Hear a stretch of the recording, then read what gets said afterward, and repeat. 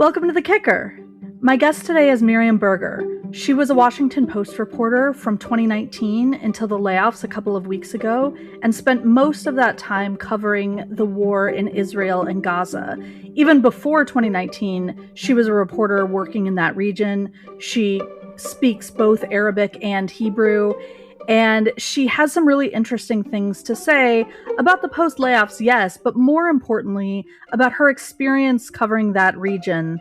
What it's like to cover a story when reporters were banned from traveling into Gaza after October 7th, what it was like to work with her colleagues across all of the various bureaus of the Washington Post, and what the role is of the international employees or local employees who are natives of the region who don't have the same union protections as employees of the Washington Post's mothership, but are incredibly crucial to getting the story. Miriam Berger, welcome to The Kicker. Thank you so much for joining us. Thank you for having me. I'd love to hear a little bit about, well, really your entire career covering Israel and Gaza and your time at the Washington Post. But I guess first, tell us a little bit about how you got to the Post, how you came to be covering this story. I have worked for many years in covering Israel and Palestine. First as a freelance journalist based out of Jerusalem, and then I joined the Post in 2019, joined their international news desk, and frequently reported from Israel and Palestine in the years before 2023. And then after October 7th, I went on an assignment that was, in theory, 2 weeks. I didn't think it would just be 2 weeks. And given the gravity of what was going on, but that turned into more than 2 years. And even before you got to the Post, why was Israel Gaza the story that you were most interested to cover? I'm drawn to it for many different reasons. I mean, I think fundamentally I care what happens to people in the region. And I think, as an American, it's a very important story to be focusing on in terms of American foreign policy, American taxpayer money. And Gaza itself, before the war felt very journalistically important to work in, I think, because, we as journalists could access it when under the Israeli blockade, most people couldn't. And so it felt, important to be doing that kind of work. Tell folks a little bit about what media coverage of that region was like before October 7th. I think maybe many readers' experience of it was it would pop up when there was a big story, but they weren't thinking about it all the time, most of the time. So I would love to hear a little bit about what the media scene was like before the war really started. I think the coverage was very robust before the war. I think some people might say it was overcovered, but at the same time undercovered. There were some maybe perhaps tropes and focuses of American media coverage that missed some other stories. But there were major changes happening for both Israelis and Palestinians in terms of the political changes underway there before the war that were very significant and have come to influence what we've seen happen since. I'd love to hear a little more about those tropes and sort of where they come from and how you as a reporter, tried to do something that wasn't just reliant on those tropes. Personally, I think a lot about sourcing. I think about who I'm talking to. I think about what they, what the power dynamics are. I look at the sourcing in other people's stories and, analyze that. So I think a lot about who we're talking to and whose stories we're telling. And personally for me, I'm very drawn to stories that, convey the human toll of the decisions that politicians and people with power make. And so those are stories that I personally just gravitate more towards. I think that American readers seem to show a lot of interest often in like the ins and outs of Israeli politics. I think there's also a lot of interest in what happens to Palestinians, and increasingly so. And so, I think there was always stories happening there, different, for different audiences and different dynamics. And so, at least when I was a freelancer, I could always find a story that I was personally interested in telling, and that readers were interested in reading. So October 7th happens. You get sent to Jerusalem for what is supposed to be 2 weeks, although you don't believe it's going to be 2 weeks. What was on your mind in terms of what kind of story this was likely to turn into in the immediate aftermath? In the beginning, it was just like we didn't sleep, we didn't eat. We just worked and just covered the news as it unfolded and tried to stay abreast of that. While obviously, trying to understand and anticipate what might come next.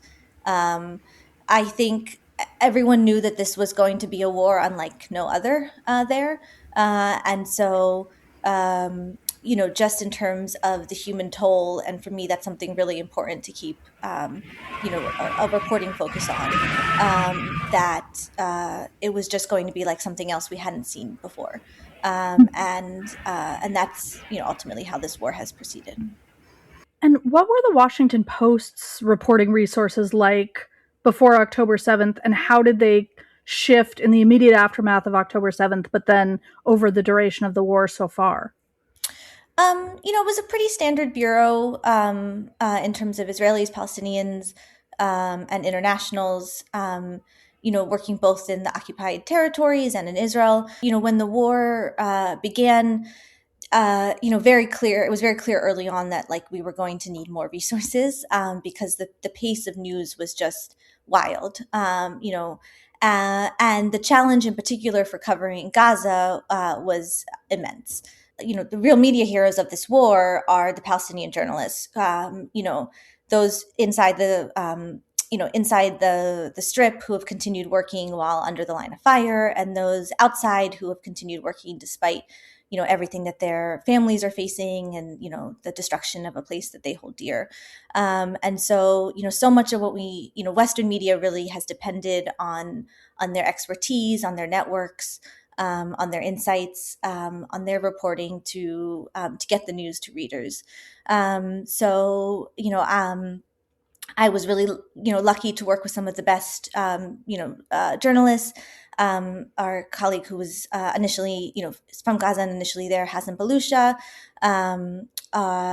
photographer, Louay Ayoub, a Gazan journalist, Hajar Harb, who unfortunately passed away from cancer in May. More recently, Saham Shamalach, and then also our colleagues in different bureaus. So in Egypt and in Lebanon, they really stepped up and were a big part of our Gaza coverage as well. So we really worked hard to build a really strong network, in Gaza and in Israel of sources that we could turn to and continue to stay abreast of news. And it was hard to turn away for a day, let alone like take a vacation, because you just felt like if you didn't like constantly stay abreast of the news, that you missed so much happening. And just staying in touch with people as they were constantly on the move, constantly in and out of networks, was a real challenge. I mean, it's unmatched. I should stress again that Israel has banned journalists from independently reporting in Gaza, at international journalists, and this is unmatched in history. The amount of time that we have been banned from a conflict zone for journalists, and it creates these immense reporting challenges.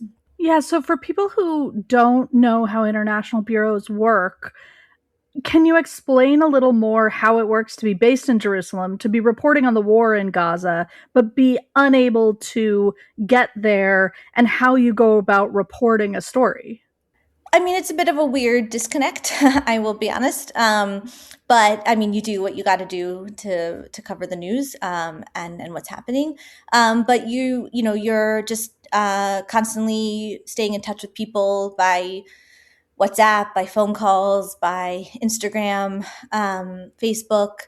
Um, Constantly checking in with sources. Again, the work of our local colleagues is so critical. So many times They would share a number for someone to call, and I would, tell that person, so and so gave me your number, and that immediately would open the door to a lot of, based on the trust that they had built, with people over their years of reporting, would enable me to be able to, talk to them and gain their trust. And so it was a lot of just trying to tap into different networks.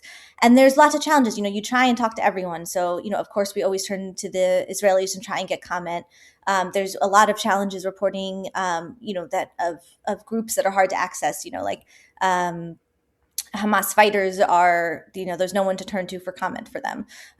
So, there's a lot of different various difficulties that you have to manage. But again, our job is to sift through, as I kind of say, the noise and have an accounting of what happened that day or in the event that you're writing about.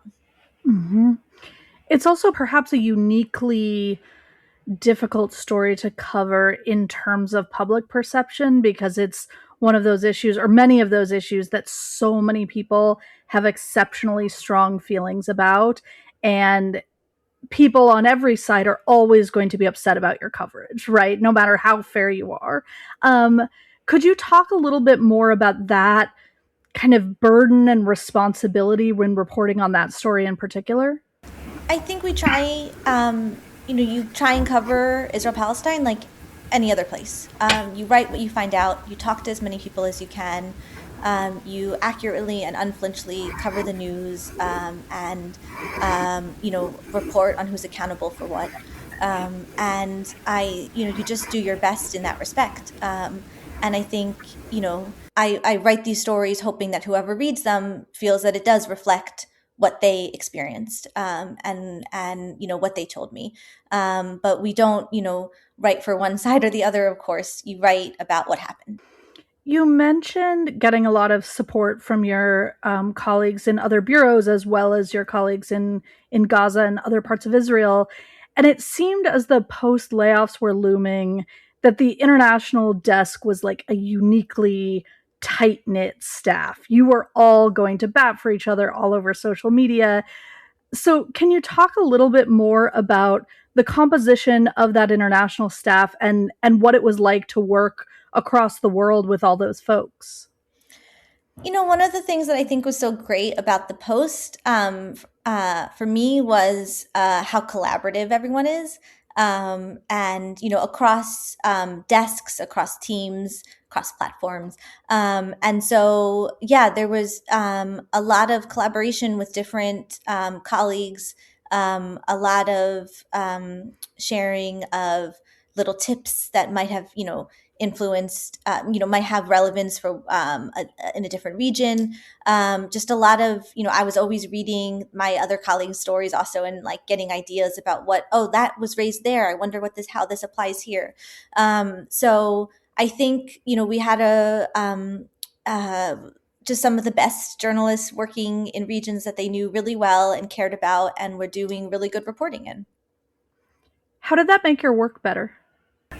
I think people would come to us for stories that they wouldn't see in other places necessarily, and would come for, the idea was to tell, people what they needed to know about about a place, right? Like that's part of what we do, and to explain dynamics happening, the impact of American foreign policy, the impact of the global shifts happening. So I think people, knew that they could come to know what they needed to know, in terms of being informed. Mm-hmm. Can you tell us about a couple of stories that you're really proud of reporting from that region? Yeah, one was about the killing of Hind Rajab in late January 2024. That was a story that my colleagues and I, across the international desk and the visual forensics team, spent months putting together. Hind was a little girl who fled Gaza City with her uncle's family. They got caught in the line of fire of an Israeli tank. Hind survived, got on the phone with the Palestinian Red Crescent in Ramallah, pleaded for hours for someone to come and save her. The Red Crescent worked tirelessly to try and coordinate with the Israelis to get ambulances there. Finally, the ambulances were on the way. They got hit about 10 days later, emergency services were able to reach the area, and they found the bodies of Hind's family riddled with bullets. The ambulances were charred. Um, and, that was a really difficult story to put together, but we worked really hard. I first person accounts, visual evidence in terms of like satellite imagery, analyzing the recordings from Hind's calls. All different forms of reporting were used in that to put together as accurate as accounting as we could about what happened. And I as part of the reporting, visited the Palestinian Red Crescent team in Ramallah. And, it was a really heartbreaking time for them, but, they still kept working day to day, hearing these kinds of stories over the phone, and, trying to coordinate getting people, access and whatnot. And so it was just sort of a window into one incident in a series of really shocking atrocities in how Israel has carried out this war. Mm-hmm. And one thing that strikes me about that story is that the Post was really investing a lot of resources there, not just reporting, but multiple reporters covering multiple angles. You mentioned visual forensics, all these different teams working together. What was that experience like? And what do you think that maybe showed about how the Post valued this coverage until recently? I think that was really the strength of our coverage in terms of really approaching the reporting despite, being banned from Gaza, our international journalists. We said, okay, like what are the we still have to continue to cover this war like we would any other war. So what are the various kinds of tools that we have? And I think this applies to a lot of different conflicts and places. Increasingly, like, journalists have a lot of restriction access, and there's also at the same time you have a lot of new kinds of reporting tools when it comes to satellite imagery, when it comes to videos coming out, what we can analyze. So I think there's a lot of ways in which these kinds of reporting techniques can be used in other restrictive places too. And I think that was one of the strengths definitely of the reporting that we did. Mm. Will you tell us about one more story you're really proud of? I did a story about the missing. There is the official death toll of those killed by Israeli bombs and bullets from the Ministry of Health. There's sort of a general figure also of how many people might be under the rubble. But all of these figures are considered undercounts because of all of the issues around with the collapse of the healthcare system, et cetera. And then there's this sort of group of the missing who, maybe left one day and never returned. Families don't know if they were detained by Israeli forces or if they were killed or, what happened to them. And so, I just found numbers on Facebook groups that people were posting photos of the missing and having numbers, and called people up. And, I was the first person to ask most of these people, like, what happened to their loved one. And some of them have kept in touch with me, for the last, I guess, maybe like year and a half now. One father in particular, every ceasefire, when they would release Palestinian prisoners, he would get in touch. If his son, who was 17 when he went missing, was on the list, and he's never been found. Take us inside the reporting of that story a little bit, because that also sounds like just an incredibly challenging one to report. So, I just found numbers on Facebook groups that Palestinians were posting with, often pictures of their missing relatives, and called them up. In a few of the cases, someone would say, oh, actually, they've been found. I remember one case, there was like a child who, as one family was on the move, got lost, and luckily like another relative had found him. Most of the time, people were often a little confused about why I was calling, wondering like, oh, do I have any way of finding their loved one, which, unfortunately I did not. Mm-hmm. But just, to be able to document that these cases happened, I think, is important. And it also, again, I think it's something that so many families in Gaza have faced, where the unknown is in itself, so hard to handle. And there have been so many not knowings in this war. Mm. I saw you say to NPR that the reporting experience changed after the ceasefire began this past October, and you saw it as a chance to report a lot of stories that, weren't necessarily breaking news, right? You could go a little deeper and find new angles. And I'd love to hear a little bit more. I know it didn't last all that long, but what that sort of new phase was like for you as a journalist. With the ceasefire, people were no longer, running from bullets and bombs. There are still bombings and attacks happening, but at a much lesser degree. And so, there became time for more retrospective reporting in terms of, looking back at, perhaps, events that have happened, looking forward at all the unknowns. I would say that even, people became a little more easy to reach on one hand because, again, the direct dangers were less. But I did find sort of actually in the immediate aftermath that there was sort of like a depression amongst many people. Like in a way, the not running from the immediate dangers, gave a chance for all the traumas of the last 2 years Mm-hmm. to kind of come to the forefront. So I actually found I would, more often in that period have people say, actually, like, I don't want to talk right now, like I can't talk. But that said, the ceasefire also opened all these new questions about the future governance of Gaza, about the future role of Israel and the military there, about Gaza's reconstruction and who was going to be part of it, who was going to financially benefit. There's like so many unknowns about America's role, so many big questions that are ongoing that really, need scrutiny. And I think those are, there's sort of like a new phase of questions that we need to be focusing on in terms of Gaza news. Mm-hmm. So the international desk was functionally dismantled in the huge sweeping layoffs. Some say it's the biggest single day layoffs in journalism history. Your job was affected, almost all of your colleagues.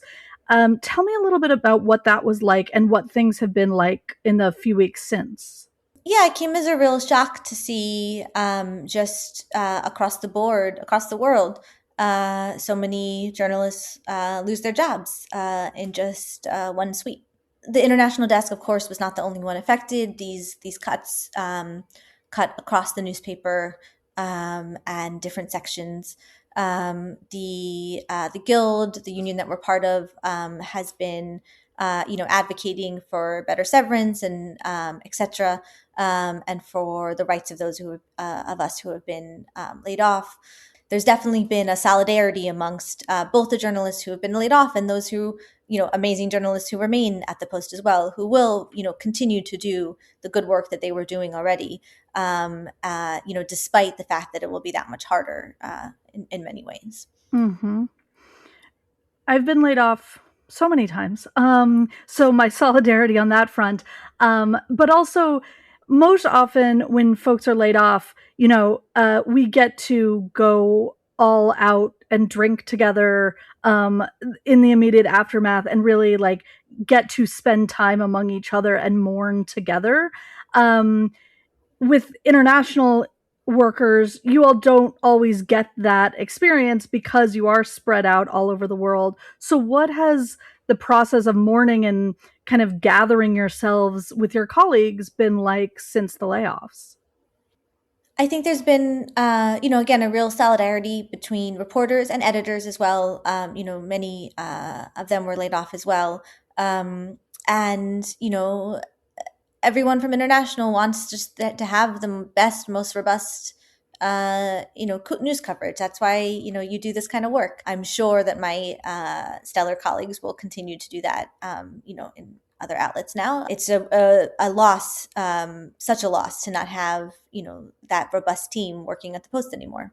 And when the Post issued its sort of public explanation of the layoffs, they said essentially, we need to have a more narrow focus. We need to go hard on national politics and national security and a couple of other major tent poles. And the rest of this, we just, is almost a distraction from that kind of stuff. That rang very strangely to me because to me, it feels like it's impossible to tell the story of what's happening in Israel and Gaza without the role of American national politics. And obviously, there are a lot of tie ins with American national security as well.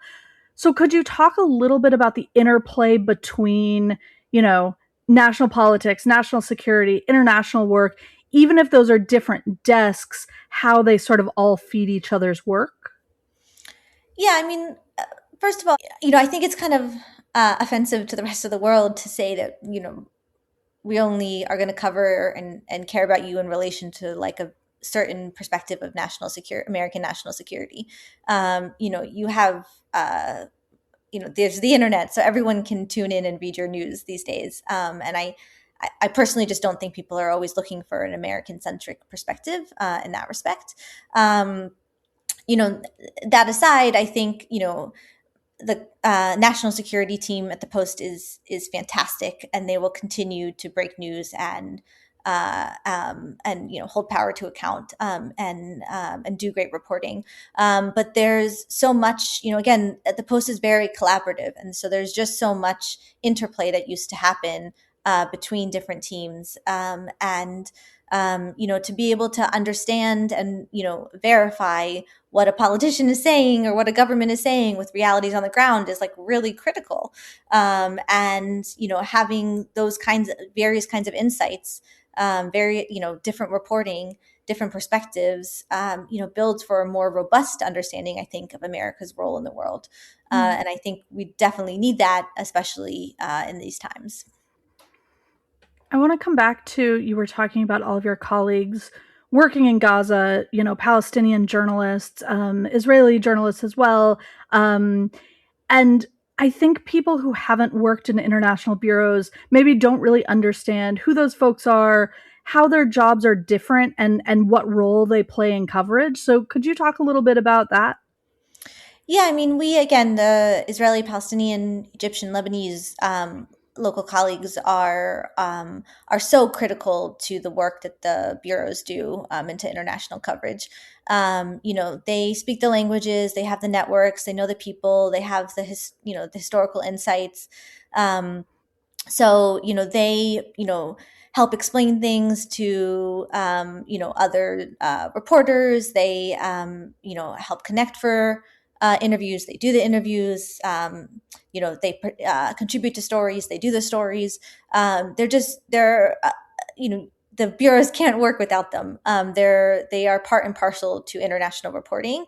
I think that, again, this sort of distinction between local and international colleagues, I think, also is a bit perhaps increasingly outdated, in this idea of like who gets to cover what stories. But I again, this interplay between everyone and the collaboration is so critical, to getting good reporting out. And you these are the people, who are may not have the bylines as often, but are part and parcel to everything that's happening. Mm-hmm. Yeah, and it does feel a little bit outdated to me as well to think of them in this different category. But structurally, they are in a separate category. They weren't part of the Post Guild, and they don't have the same union protections as you and other other employees did. Now there's a GoFundMe circulating to help support them. Could you speak a little bit to what makes those folks more vulnerable than other Post employees who were laid off, and how you all are trying to help? Yeah, I mean, I think I'm part of the guild, and so I have certain kinds of protections through that. Those who are hired internationally do not generally have those same kinds of contracts, of protections. So yeah, I mean, there's in terms of what kind of severance there would be, what kind of there's no pensions or things like that. So, again, I can't speak to, the specifics of what the Post is planning or would offer, etc. Our local colleagues, we're not part of the layoffs, thankfully.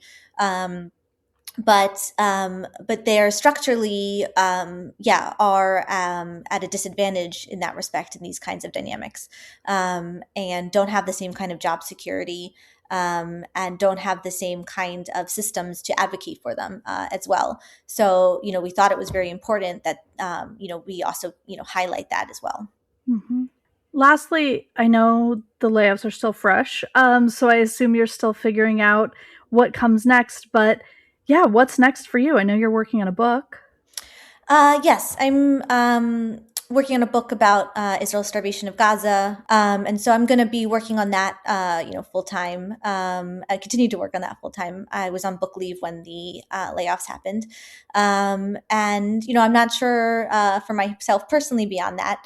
I'd like to continue to be covering Gaza, and this book is giving me that opportunity right now, and I think it's going to be an important topic to focus in on, and we'll see after that.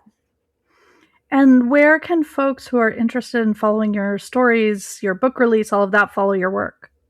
I would, of course, people are always welcome to reach out. And I'm not so active on social media, but have the platforms. And the book won't be out until for likely another year.